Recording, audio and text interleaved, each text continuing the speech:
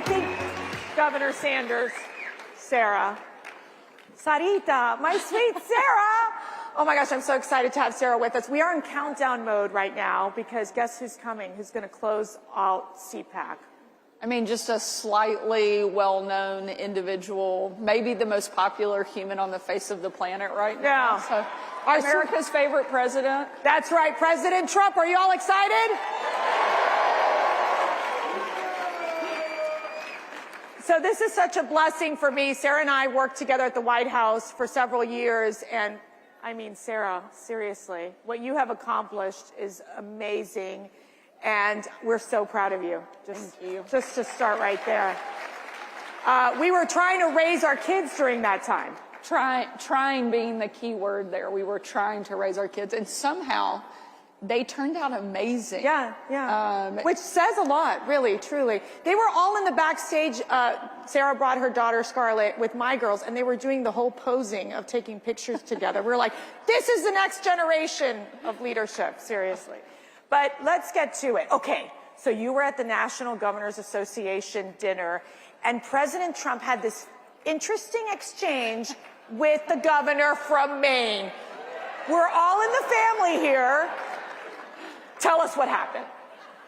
Well, I think it was classic Donald Trump. If he doesn't like something, he's going to call it out. I think it's one of the things that has made him so incredibly popular.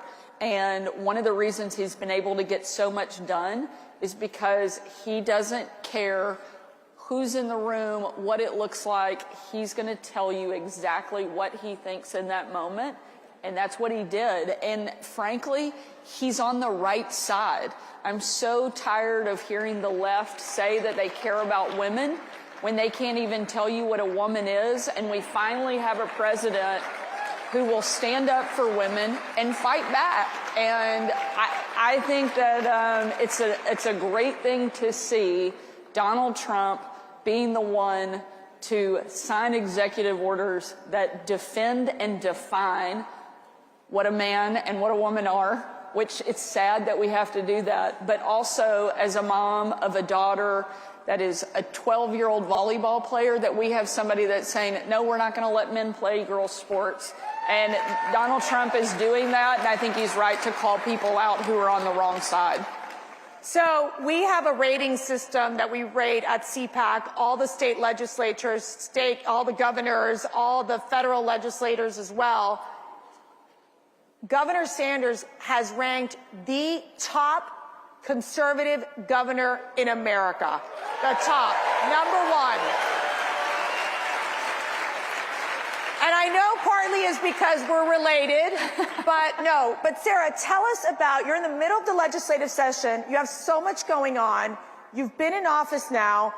And what are you planning to accomplish this legislative session? What do you think the people of Arkansas really want and what they're focused on?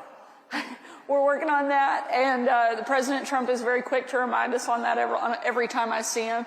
But what we've really focused on is bringing conservative principles back, and everything from opening up universal school choice. We were one of the first states in the country to do that.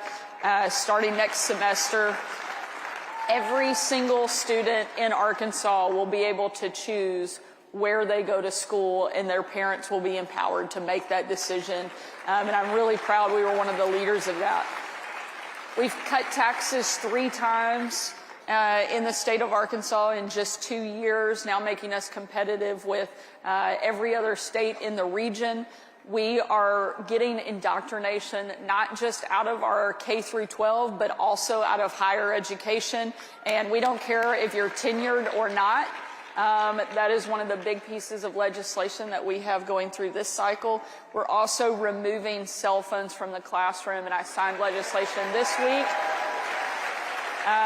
Bell to bell, no cell, and really proud of what we're doing for young people, for parents, for families, and we're going to continue fighting and making Arkansas the most conservative state in the country. And people are moving in. It is becoming a popular destination. I mean, walk us through why your state, and you know, we always talk about these federal elections and obviously having President Trump in office is such a critical win. But these states are just as critical as well, because we meet people from California who talk about how horrific it is to live under Democrat oppression. Let's just call it what it is. And here we have a perfect example of what you're doing in Arkansas to be that blueprint for other states. What's your advice to other governors, especially Republican governors, that are trying to do the same? And we talk about conservative principles, but these are American principles of being pro-family, pro-economic prosperity, pro-safety. Well, one of the big differences now is we actually have a partner in the White House instead of somebody we have to fight every single day.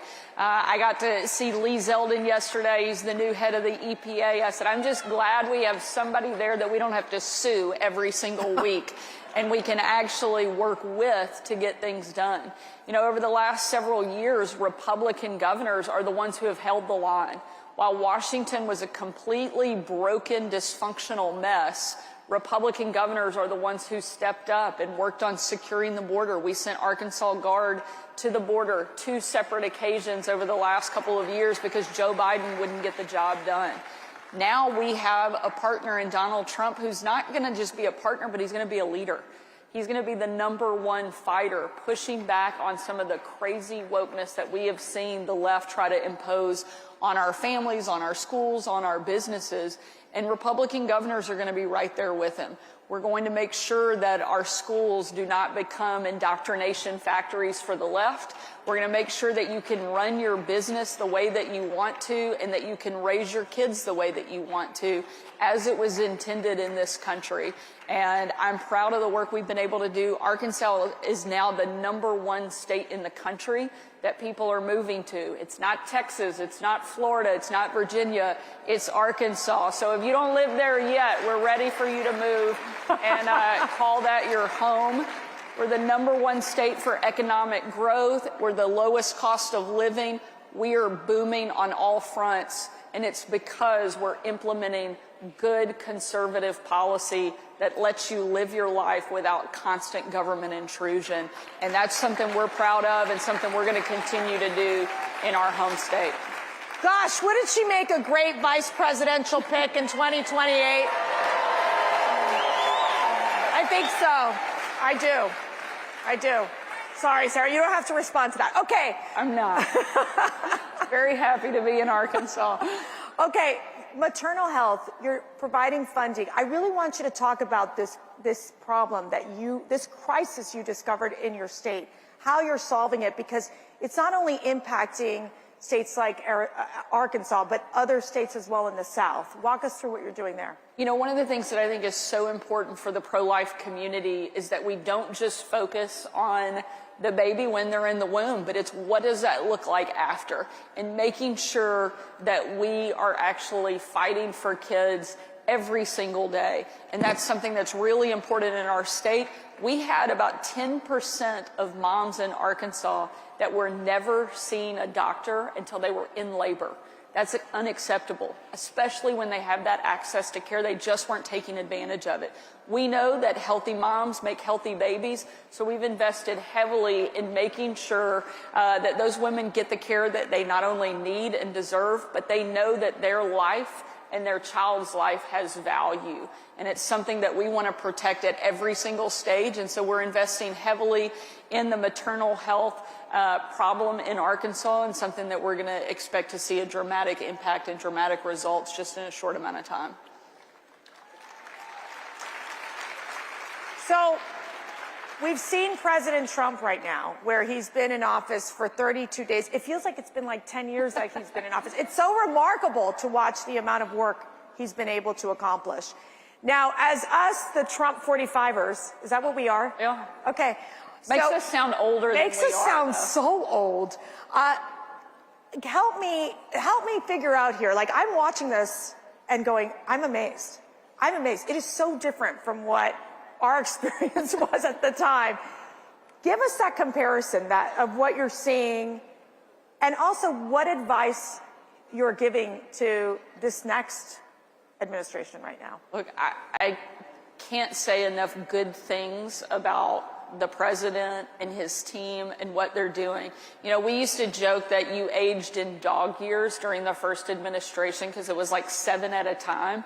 And so we haven't aged, not a bit. Well, we didn't, but it was the most intense, most, I think, polarizing, difficult time that we've seen probably in political history in a very long time during Trump's first administration. Nobody expected him to win. And when he did, they weren't happy that he was here. Then they saw what life was like under a Trump administration, and they had a chance to see what life was like without Trump in the White House, and they didn't like it very much. And so now that he's back, people want to see him doing exactly what he talked about on the campaign trail. They want a strong economy. They want somebody who will secure the border. They want somebody who's going to take China on. He was the first president in my lifetime that actually called China out and is holding their feet to the fire.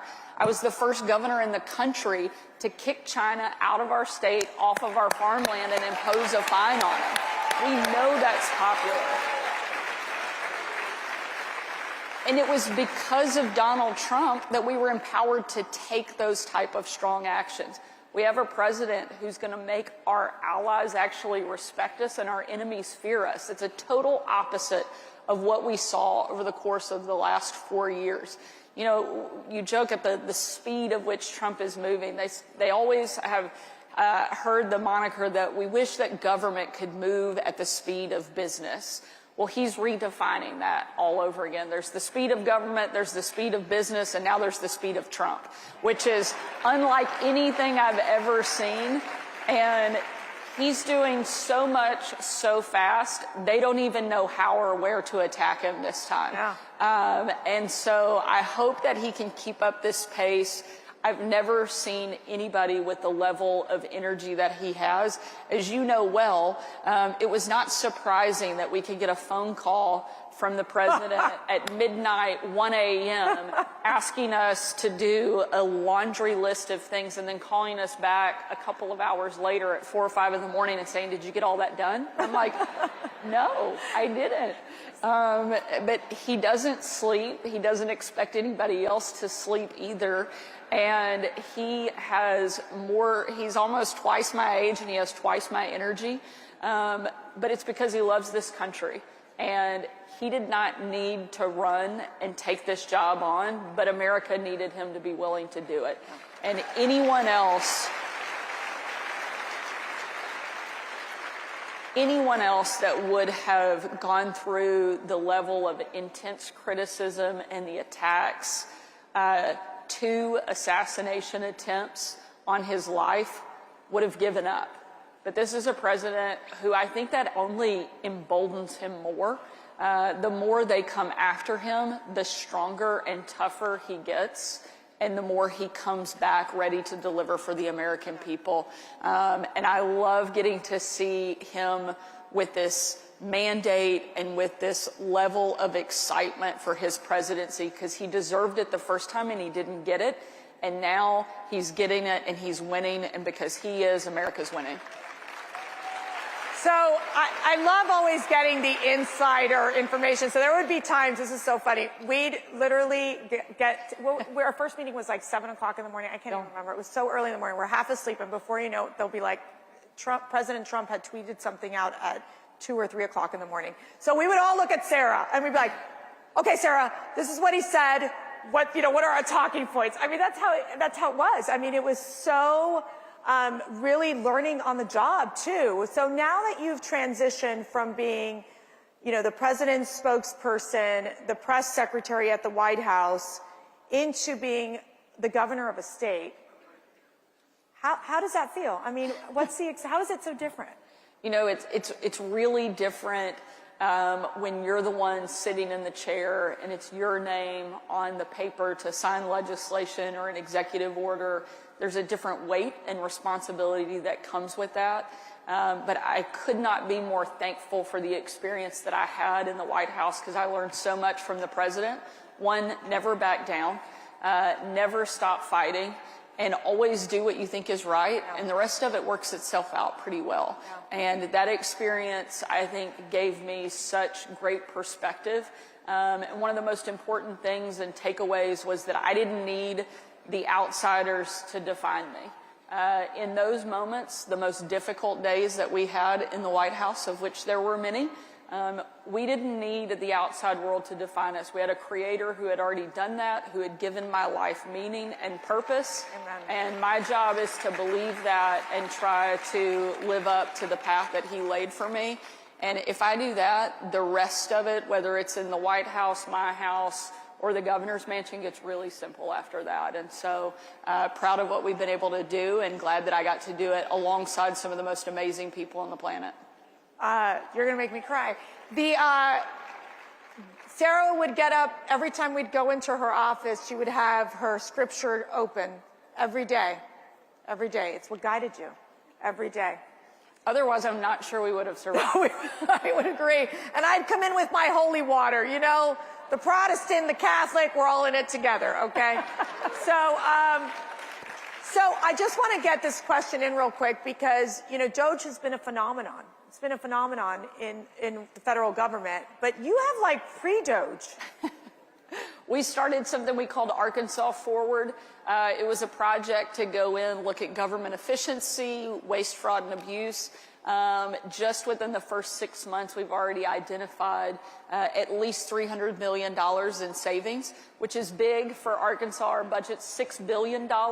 And so for us to identify that level of savings already that we're implementing, and some of it was as basic as getting rid of old phone and fax lines that haven't been in use in years. We will now save the state of Arkansas $1 million a year just eliminating things like that. If we can do that on an Arkansas small state level, I can't imagine what they're going to continue to be able to uncover through Doge and the amount of savings and waste, fraud, and abuse they're going to be able to get rid of. It's an exciting thing to see.